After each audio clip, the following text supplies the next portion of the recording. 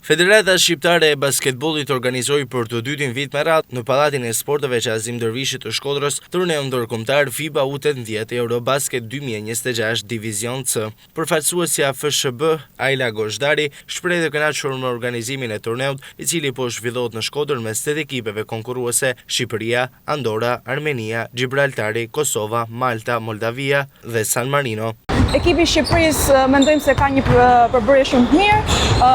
drejtohet nga trajneri Vlerësim Dervishaj, nga zëvendës trajneri Maris Mahmuti. Është një trajner që ka treguar që mund t'ja dali, pasi ka fituar dhe para 2-3 vjetësh me kombëtaren e U18 përsëri në San Marino, ku arriti të kalojë në divizionin B. Shpresojmë që të kemi përsëri këtë lloj eksperiencë, se jo të fitojmë dhe t'ja dalim dhe pse jo këtu në Shkodër. Ideja e këtij kompeticioni është që ne jemi në divizionin C, në rastin e kalojmë në vend të parë, fitojmë këtë kompeticion, ne shkojmë në divizionin B, ku përballemi me ekipe ndoshta pak më të forta se ne, më të përgatitura, por pse jo është një eksperiencë shumë e mirë për të gjitha përballë. Jo vetëm për shkodranët, por për të gjithë dashamirësit e basketbollit, se jo të jenë prezent, të mbështesin këta djemë të rinj, të mbështesin jo vetëm djemtë dhe basketbollin, ta promovojnë pak më shumë, të japin pak më shumë vëmendje, pak më shumë zë, pasi në mediat shqiptare po shohim më shumë për futbollin se sa për basketbollin.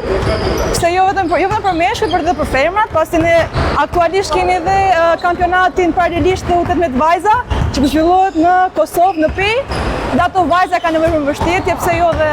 aty të japin pak zemër dhe atyre. Starti i kombëtares së Shqipërisë U18 në përbërjen të së cilës është dhe basketbollisti i Vllaznisë Jordi Preka është shoqëruar me fitoren e merituar dhe të thellë me rezultatin 67-111 ndaj kombëtares së San Marinos.